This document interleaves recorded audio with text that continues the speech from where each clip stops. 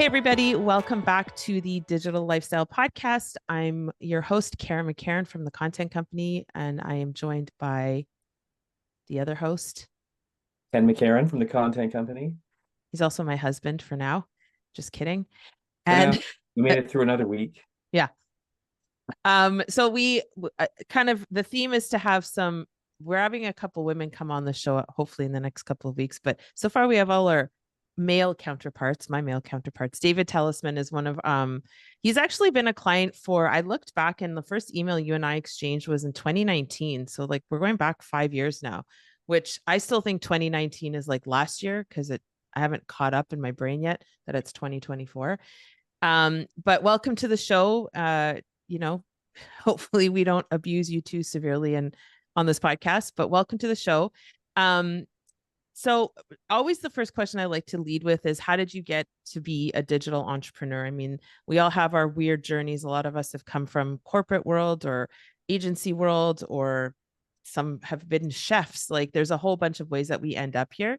So I would love to, first of all, welcome you to the show. Secondly, just give us kind of like your story. How did you get to be where you're at? Tell us about what you're doing, and we'll kind of go from there.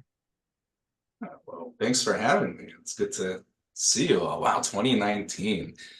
That, especially given the pandemic, that feels like a long time ago. So yeah, sure, I'll give you my story. I kind of did things in reverse in that I'm pursuing my plan A now, or it started 7 years ago. And I did my plans B, C, and D before that. My background is in writing. I've been a professional writer my whole career. I was a journalist. I taught high school English here in the Chicago area. Then I transitioned into corporate communications for about 12, 13 years. And toward the end of that, that's when I got this itch to give myself permission to try this entrepreneurial thing. I was at a crossroads. I'm 48 now, but on my 41st birthday, I was at my last job where I worked for an employer, and I just had this come to Jesus with me. Like I wasn't happy, and I said, all right, I could do two things here. I could go back into education, or I could really challenge myself and start my own business. And I like education was very rewarding, but this gravitational force was really leading me in the direction to start this business. And I come from the psyche of a writer, and that's my foundation. And my thinking was, okay, so I've written a lot of content, I've managed content, but I never really danced in the small business world.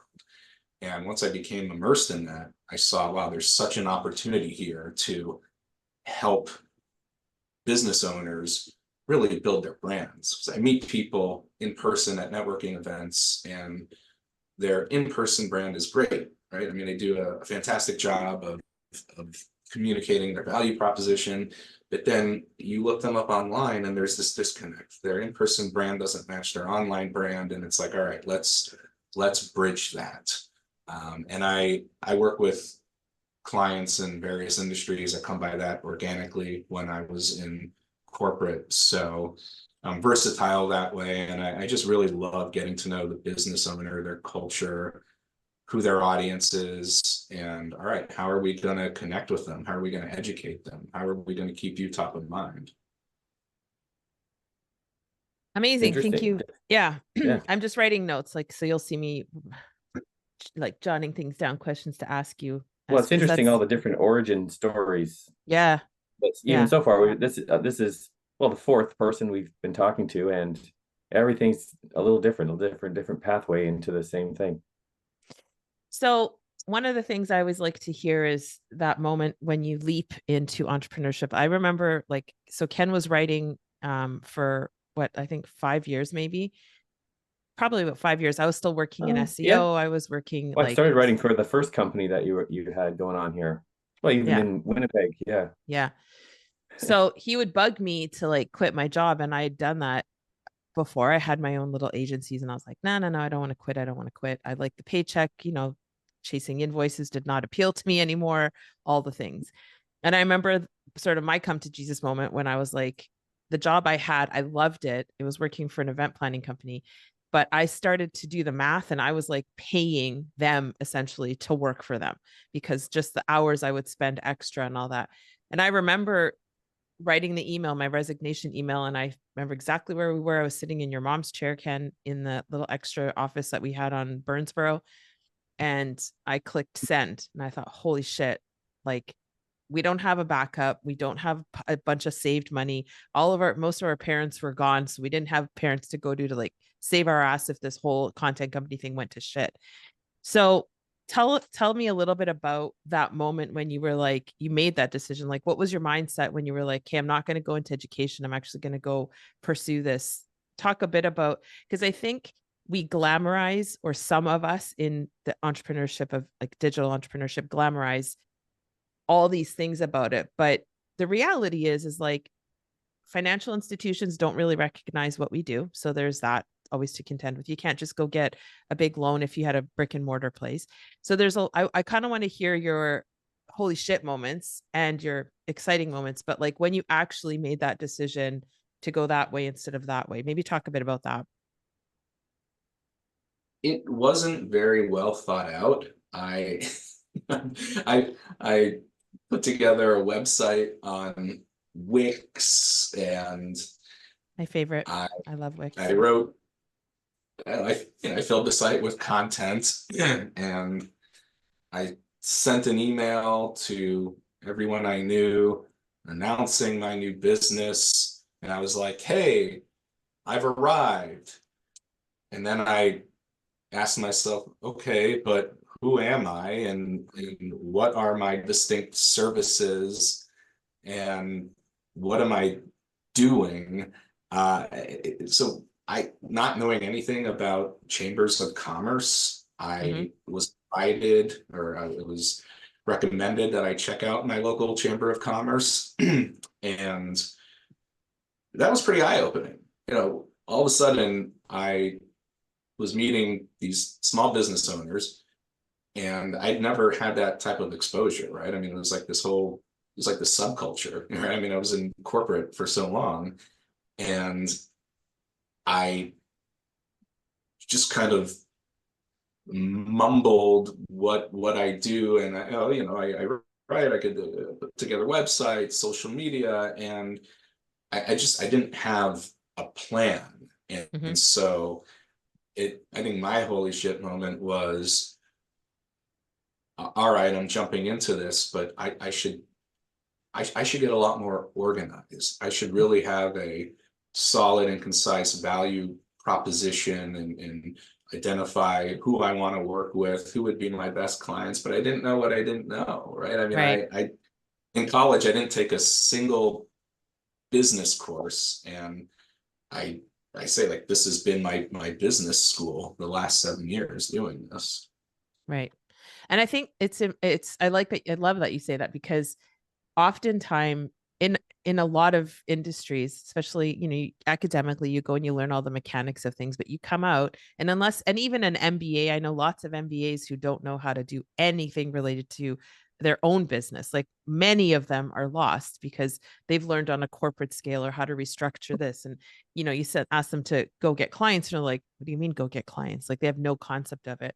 But I think it's important to note that, like, if we're talking about reality, you might be amazing at your craft, but you suck at business. And so a lot of times that's sort of what happens is they go, I'm a really good website designer, I'm a really good coder, or I can build an app. But then they leave the job or they do the thing and they're like, well, I have no clients because they've not learned the business of running a business. So I think it's Or find important to someone, say, a partner who is good at that thing that you're mhm, not good at, yeah, right, Karen? Right.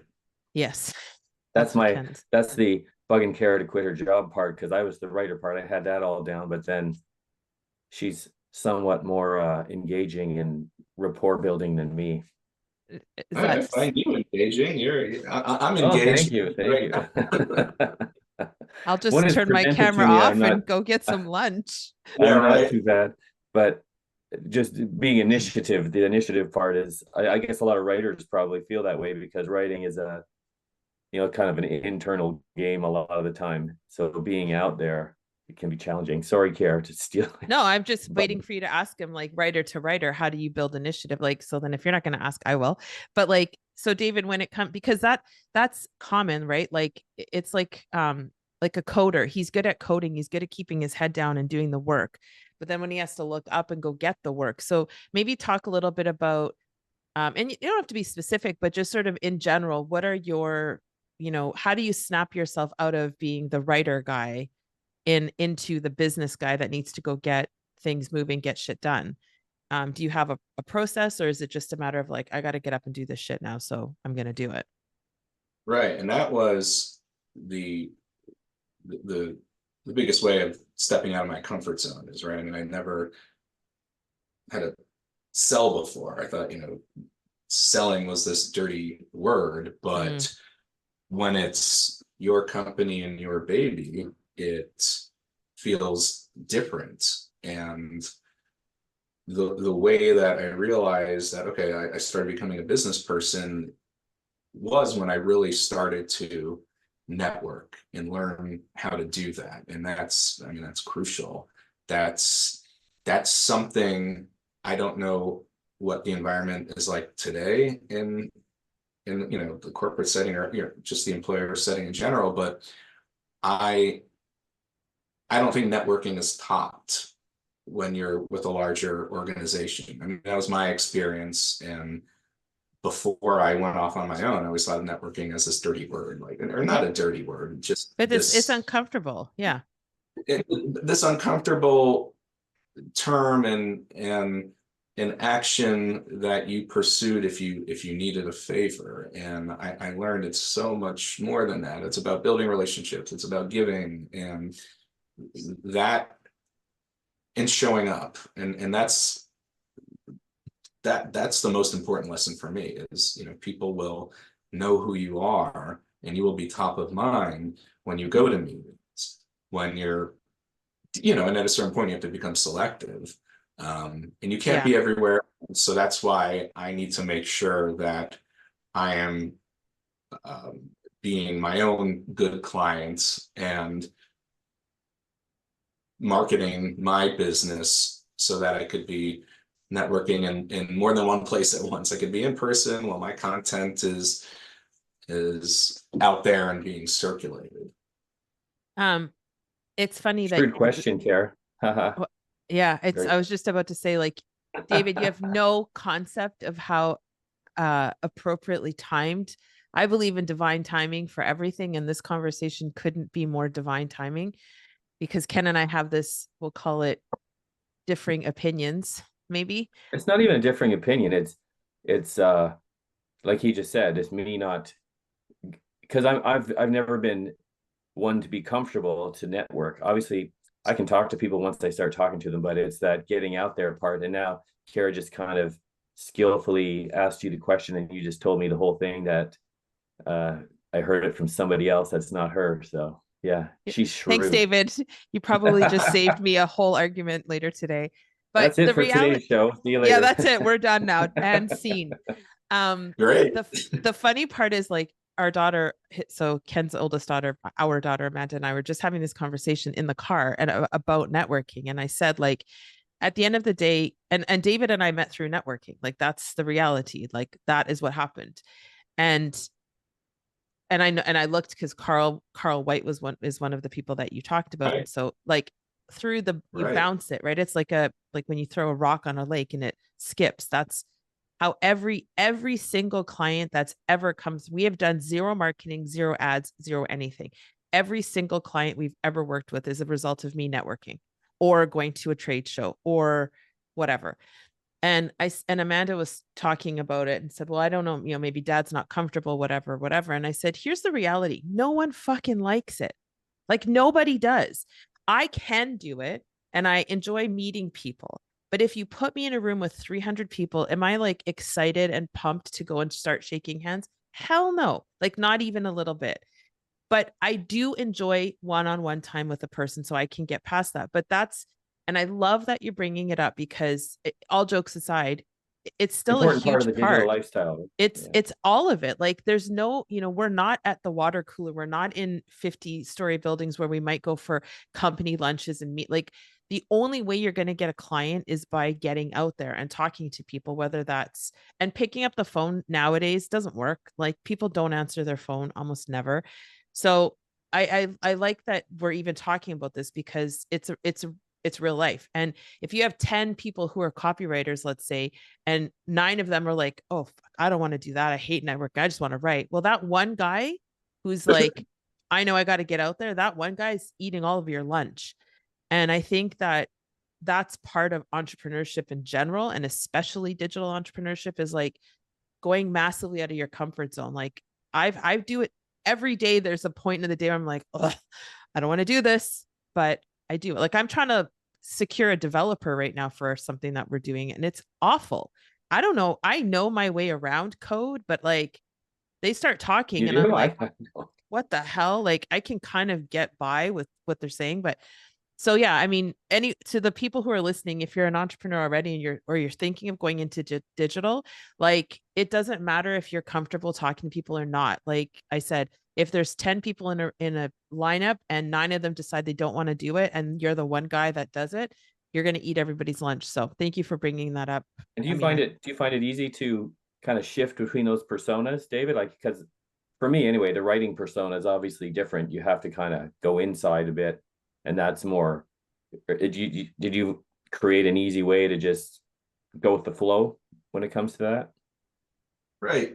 Well, I have a consistent persona, and I I enjoy I enjoy networking.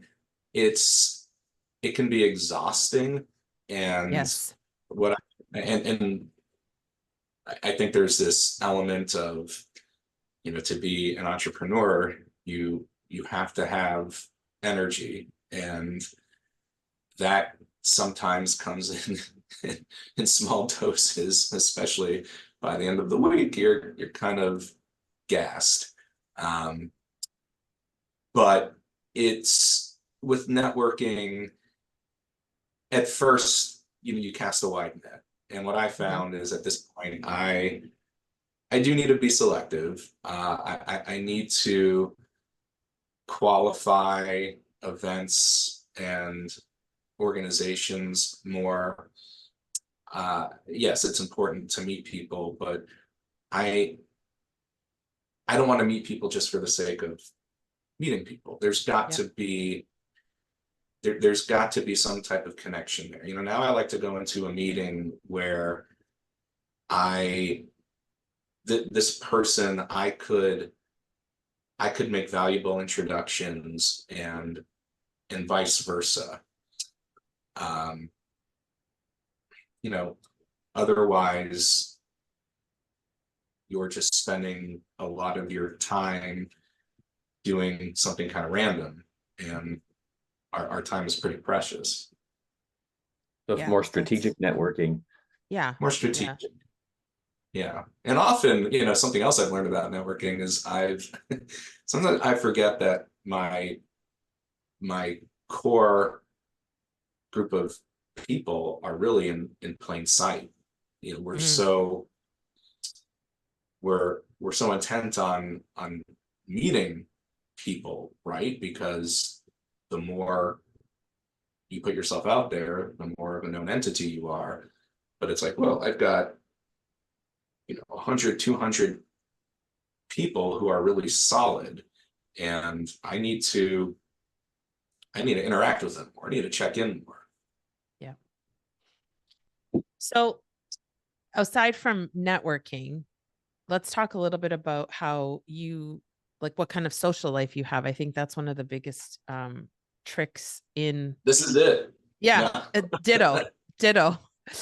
Yeah, So talk we've socialized a few times this week. This is good, yeah, I we think. have for yeah, I mean I need more than this, no offense. But yeah, so talk a little bit like you're married as well or Married. okay, married, 2 kids. Mm. And does your wife, what's her name? My wife's name's Amy. Amy. So does Amy work inside of the house or outside of the house? Yeah, we both work inside the house. She's been remote for a very long time before it was cool. She works for a global professional services firm, and I joke we're like two ships passing in the day. She's upstairs, I'm downstairs. She's Yeah. on calls most of the day. She manages large team, and I'm either at my desk working on client projects, or I'm out and about Right. on network. I'm Yeah. meeting with people. But we do that's during the workday. Right. We are social otherwise, and we'll be married 19 years on the Wow. 24th. Oh, So weird. We're Ours is on the 20, we're 25th, 20, yeah. yeah, we're on the 25th. So, but do you find, like, I think that's one of the things again, and there's this whole influx of I mean, younger people, younger than us people, who have decided like the digital lifestyle is what they want. They want to grab their laptop and go work on a, cafe and wherever. Sit in a Which is, meadow and write yeah, lucrative like blog posts and all that. Yeah. that's cool and everything. And that, like, more power to you. But I Yeah. think one of the things we don't talk about is the socializing part. Like, especially if you're a couple that both, now you don't work on the same business, thankfully, but that's a challenge for Ken and I for sure. Like, we have to manage that very, very carefully because um, we have different roles and different ideas and whatever about different aspects of the company. But when it comes to like socializing, are you conscious of the work day is over? Now I'm going to go do something with my friends. Talk a little bit about how you navigate that so that you're not just, because it's easy, right? To like Be in work work mode constantly, right? Like continuously. that. Yeah. Yeah. So do you have are you good at that? Are you good at separating your work life and your work brain from socialization? Or is that something you are challenged by? Tell us a bit about that.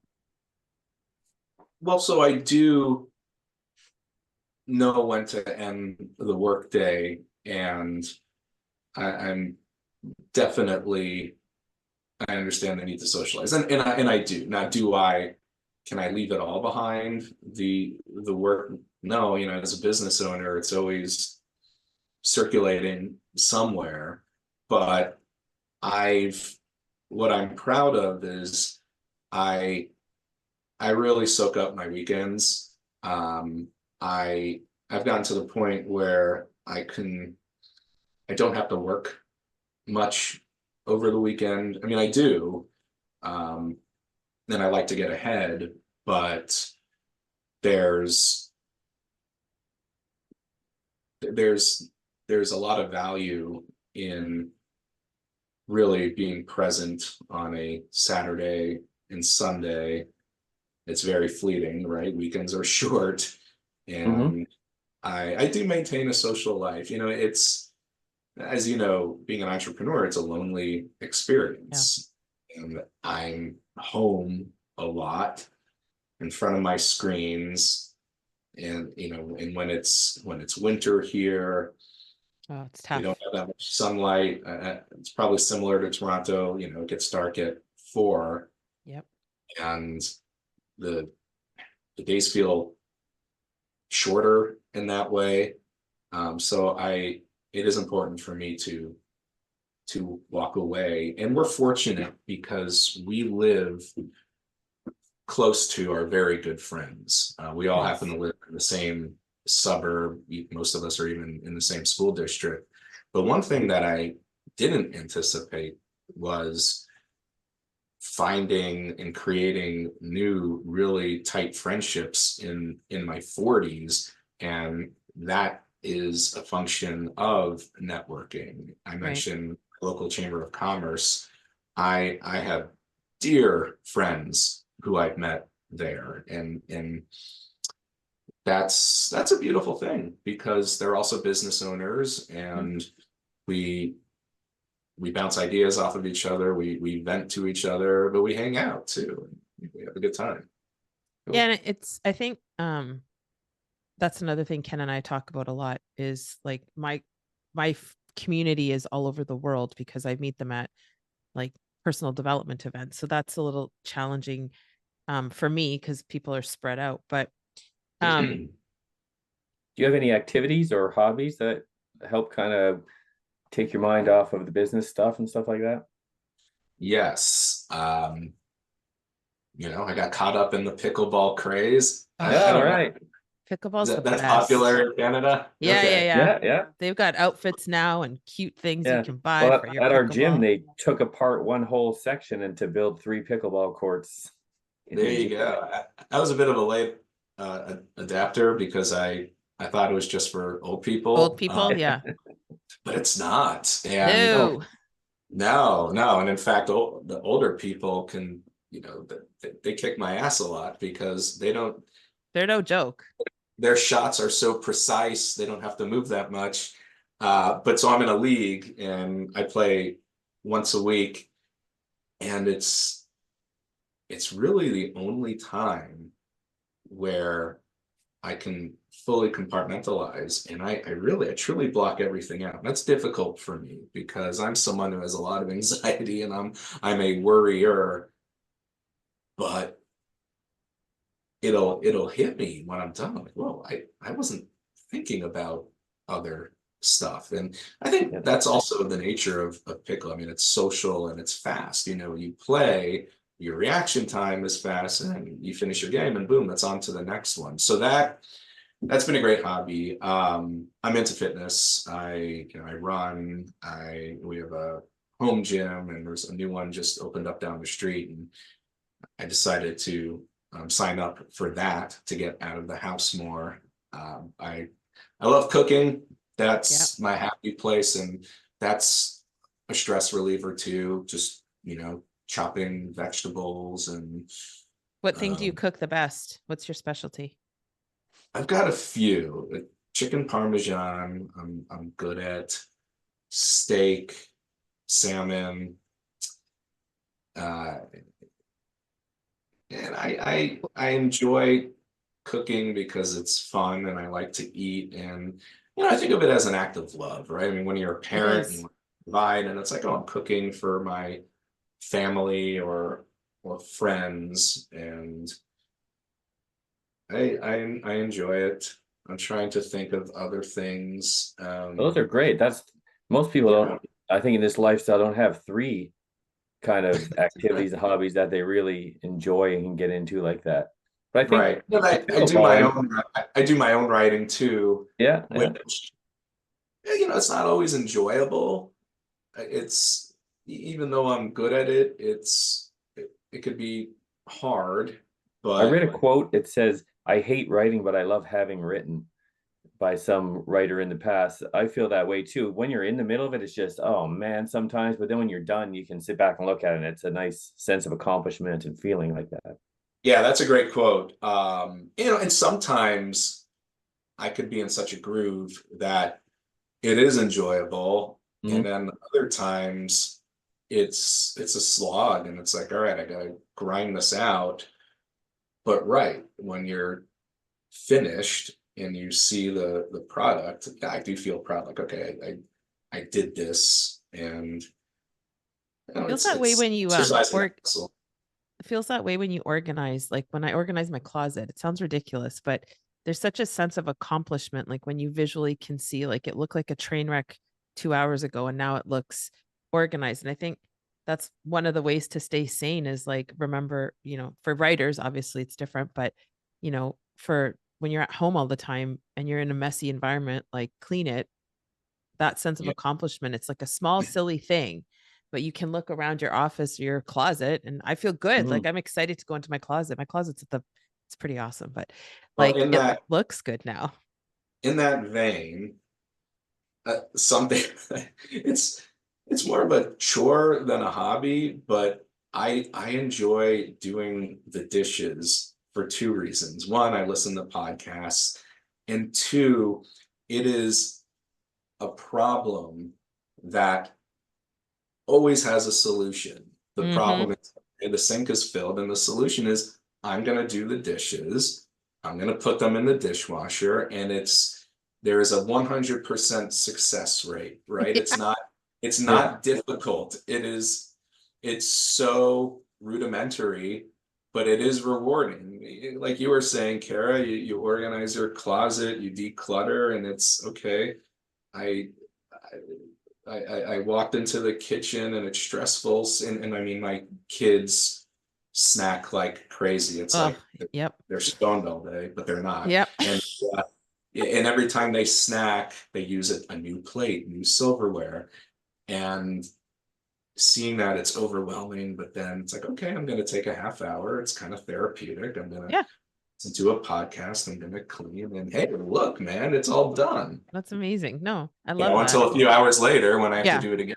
Yeah. Yeah. And back to your point about when you were saying when you play pickleball, you're not feeling stressed. It's a good reminder for everyone.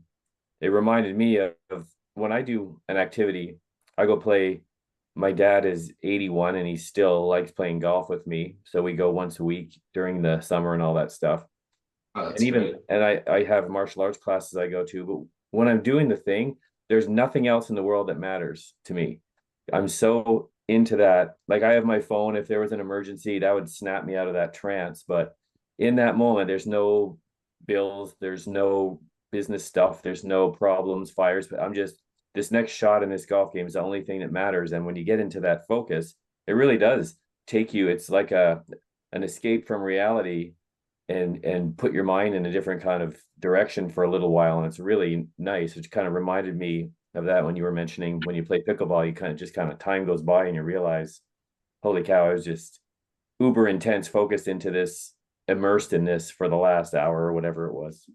Right. And what will happen sometimes is when I'm playing that last game, right? When there's 10 minutes left or 15 minutes left in the session, I will start to think, oh man, I gotta get back to work. It's kind of like a Sunday night, right? But then I realize, why waste these last minutes on that? It's gonna be there. Yeah, it'll be waiting for you. I can prorate this 15 minutes. That's awesome. Yeah, it's awesome. Who's your favorite fiction author? Jeez, really putting me on the spot here. I never asked that question, but you're a writer, so I have to. Yeah, that's a new one. Yeah. Yeah, there's Or a couple of your favorites. Sure. Yeah, I've always loved Stephen King. Perfect answer. Yeah, that might be easy, but he's such a prolific writer, and I have an even more important question. yeah, Have you read Rose Matter? yes. Oh, you're my best friend for life. That's what the Wait. He's reading it right now. Finally, Ken's reading it. I've read it 7 or probably 10 times. He's on chapter, he's like in the first quarter of the book. I have harassed my entire family to read this book, except for the youngers. Do you read fiction regularly, David? I've been reading more nonfiction, but another fiction writer who that's probably my favorite is Raymond Carver. I started reading him in college, and he specialized, and he passed away. He's an alcoholic, like most writers. I'm not, but he really mastered the craft of the short story, and some of my favorite pieces are from him. And I will go back and reread those because they're short stories. I mean, rereading Stephen King, that's commitment. That's a commitment.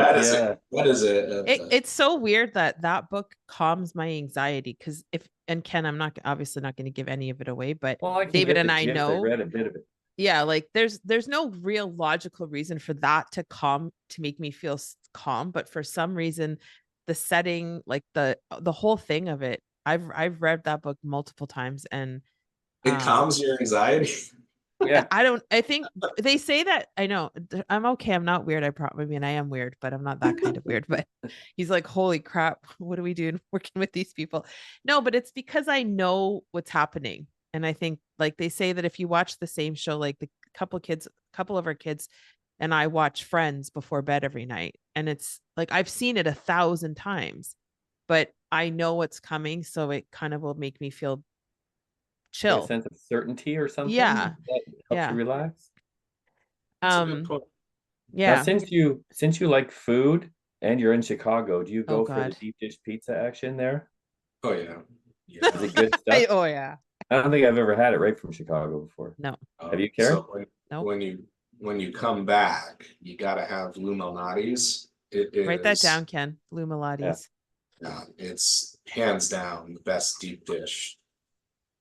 And you know, and I'm from the East Coast. I grew up in Miami. I lived in New York, and of course, there's this big debate. Oh, New York pizza versus Yep. Chicago, and it's like, stop. They're two totally different delicacies, right? I Yep. mean, New York pizza is the best at what it does, and Yep. Chicago deep dish is the best at what it does. Are the hot dogs there different too in Chicago?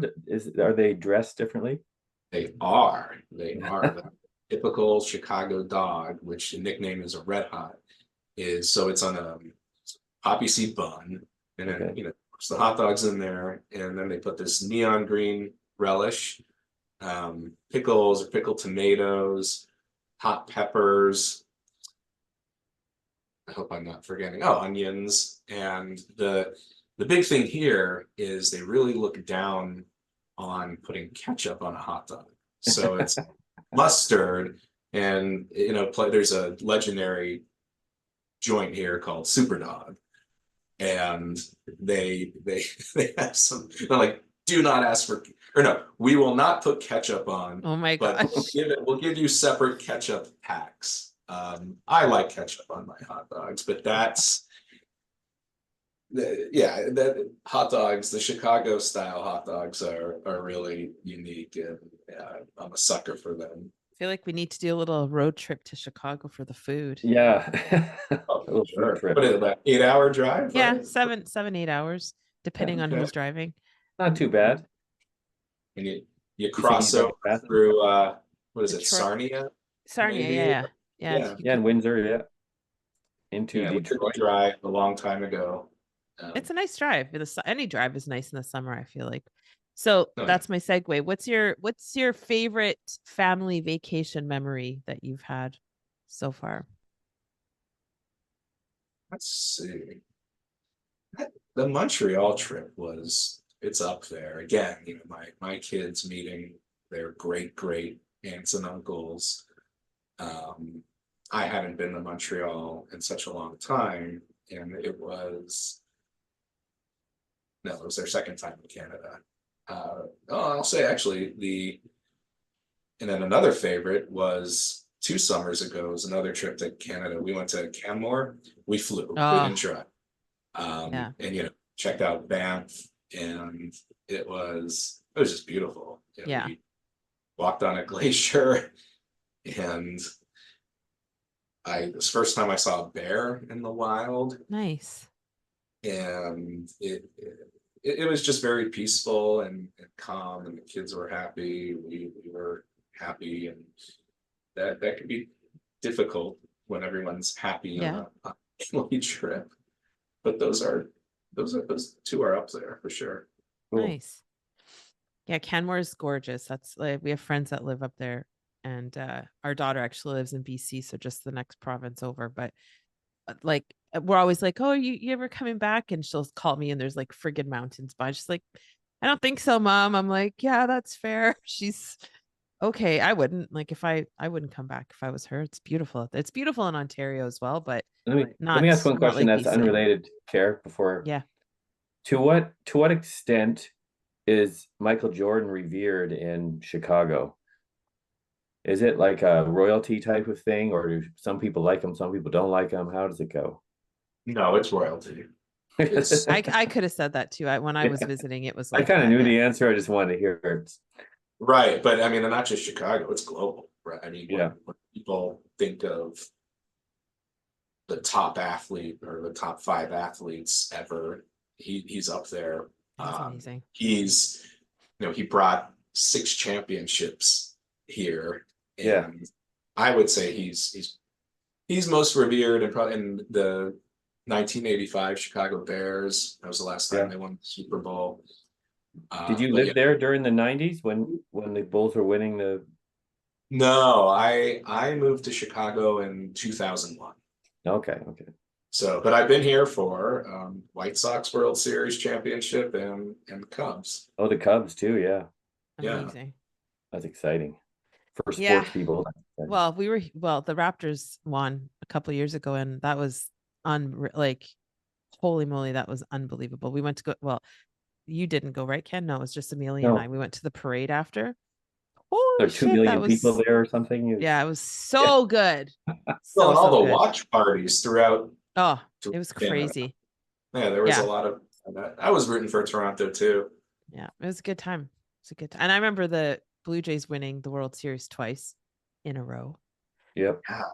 I had a 92 beer and in my 93. hand, and I remember when he hit the home run, I had a drink in my hand. My friends were over, and I went and I sprayed the whole back of my wall with a beer. I was I supposed to be Totally. drinking then? No, probably not. I was probably underage drinking, but whatever. It's all good. Right. So what's next for you? What does the future look like for you and your business and just the whole thing? Well, something I'm excited about is I'm exploring speaking.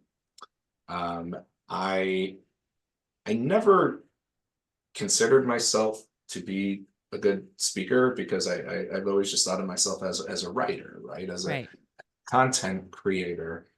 And people would come up to me and like if when I give my elevator pitch at networking events and they say, "You did a really good job. Have you ever thought of public speaking?" And I would say no, because that was never part of my plan.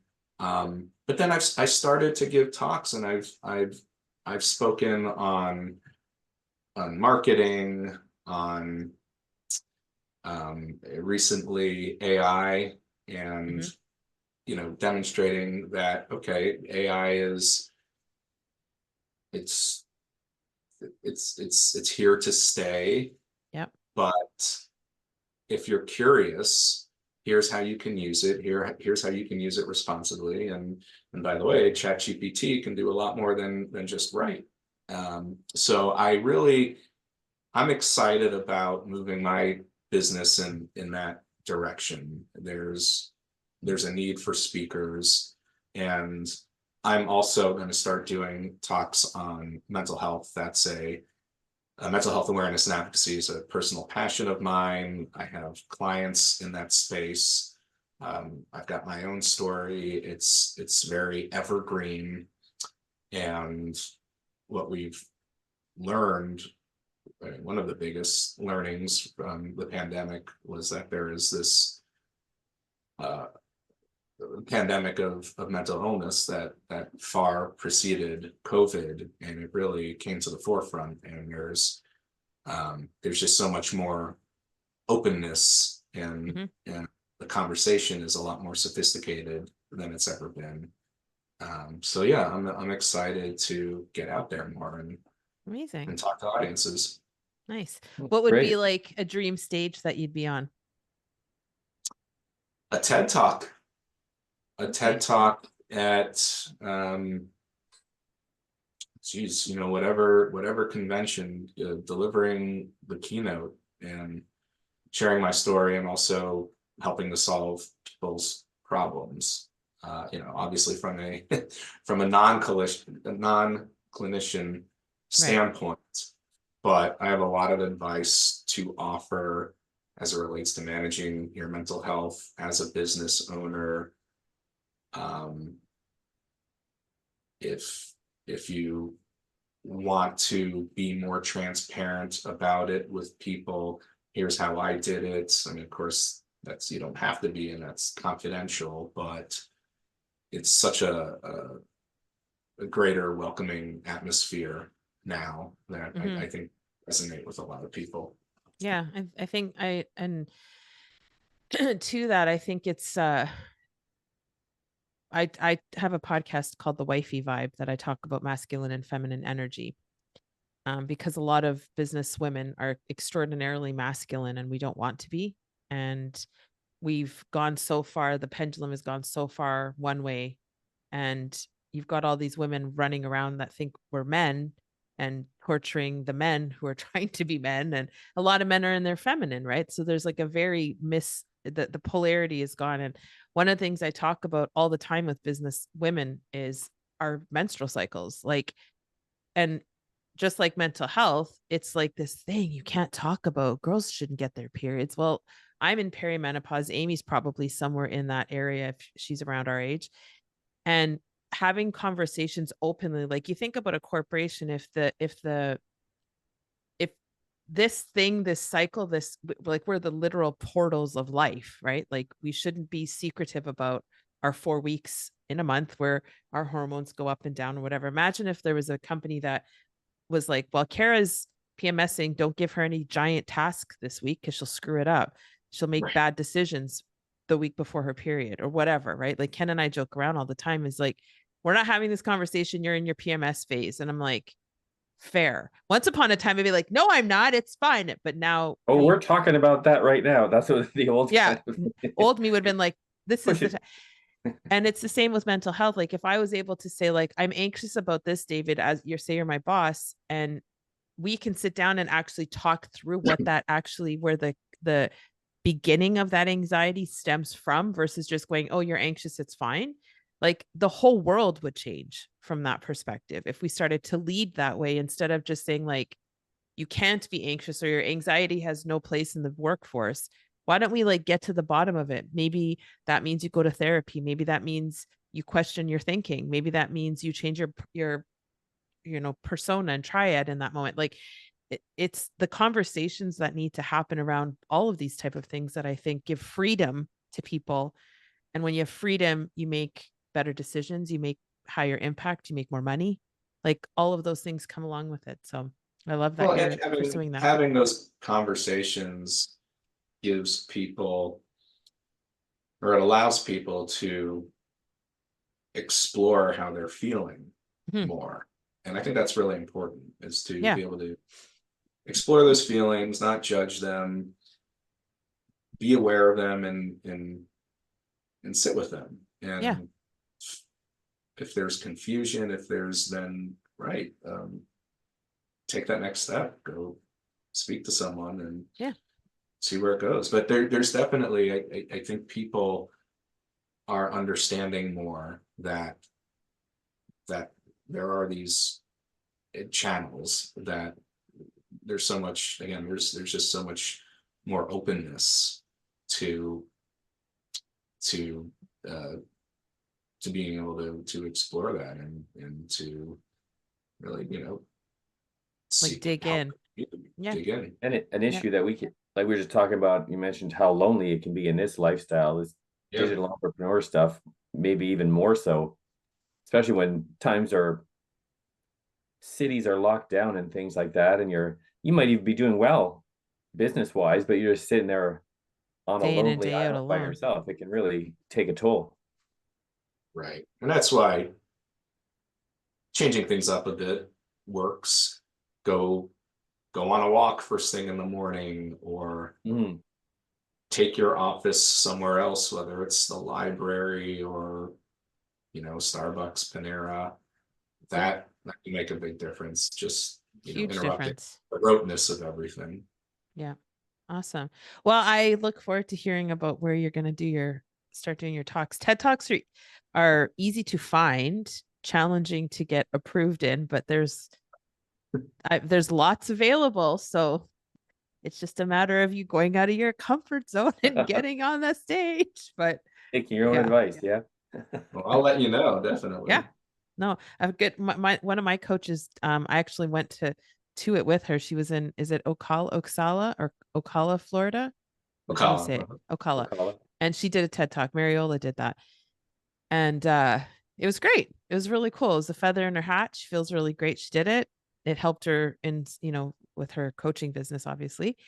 Right. But it's intense. Like, it's an intense process to get to, because they're kind of franchised now, the TED Talks. Like, Yeah. so there's probably one in Chicago that you could get on board doing. But yeah, definitely let us know when that happens. That'd be amazing for you. That'd be so cool. I will. Where can people find you if they want to get in touch with you? Sure. So my website is davidtelisman.com. DavidTelisman. I'm on LinkedIn, I'm on Facebook, I'm on Twitter, X, whatever it is, Instagram, YouTube. And they can follow my blog. It's the Content Jedi blog. It's on my website. And that's where I'm at. Awesome. Well, thank you. Thank you so much. It was nice to see you. Nice to talk to you, get to know you a little bit better on a more personal level. Yeah. And thanks everybody for listening, and we'll see you on the next episode. Talk to you soon. See you next time. Thanks, David. You bet. Thank you.